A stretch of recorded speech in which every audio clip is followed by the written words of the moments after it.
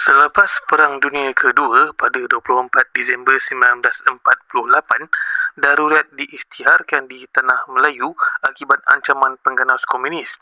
Menyedari kepentingan tentera laut bagi membendung ancaman komunis, pihak British mengaktifkan semula Malay Navy dan kali ini ia digelar dengan nama Malayan Naval Force (MNF).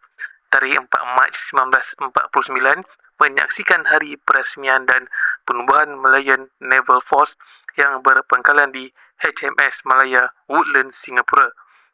Misi utama MNF ialah mengawasi pesisir pantai Tanah Melayu bagi menghalang pengganas komunis daripada memperoleh bantuan bekalan melalui jalan laut.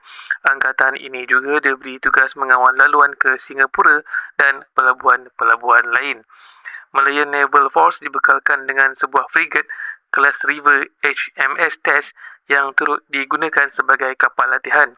Pada tahun 1950 pula, MNF dibekalkan dengan sebuah kapal mine layer milik bekas tentera Jepun yang dinamakan sebagai HMS Lebanon.